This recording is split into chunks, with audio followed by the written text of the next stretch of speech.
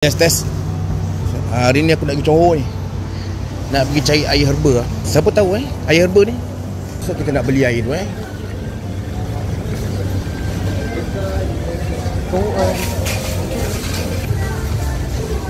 Ush, meriah. Tak jumpa lah, aku cari air ni lah. Kakak, air ni mana? Belakang. Belakang mana? Kat dalam freezer. Dalam freezer. Air ni kat dalam freezer. Ya, kita tengok sama tak? Warna boket. Letak dulu handphone dulu. 3 botol lah.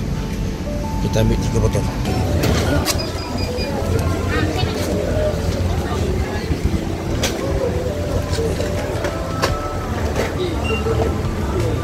Satu botol berapa RM2.5. Satu botol RM2.5. 3 botol RM7.5. Okey, aku dah beli air Wang Bokat. Kejap, sebelum minum nak tengok Google dulu, Google review.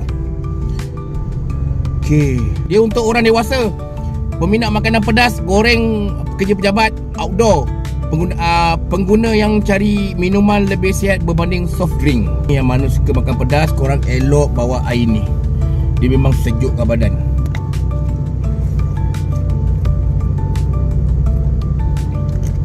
Minuman herba untuk sejukkan badan. Sedia minum, tak perlu rebus. Rasa menyegarkan, tidak pahit, sesuai diminum bila-bila masa. Dan juga ini mungkin akan jadi pilihan aku lepas ni. Dah boleh buat pergi review. Yang ini air dia tak manis lah. Yang ini air dia tidak berapa manis. Dan dia ada gunakan 5 barang herba. Tak silap aku yang kuning-kuning tu daun buat teh tu. Kalau tak salah aku dah beli. Dia ada logo halal kat sini Dekat sini ada logo halal dia ni.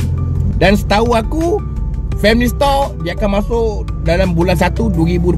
Tarikh tak tahu bila. Yang aku beli dekat Johor. Dua Tunggal Melaka, Alor Gajah Melaka. Dan ada lagi Family Store yang ni dah masuk, tapi aku tak pasti Family Store area mana. Nanti korang pergi, korang cari signboard ni. Kalau ada signboard ni, air dia dekat dalam, boleh minum. Siapa lagi?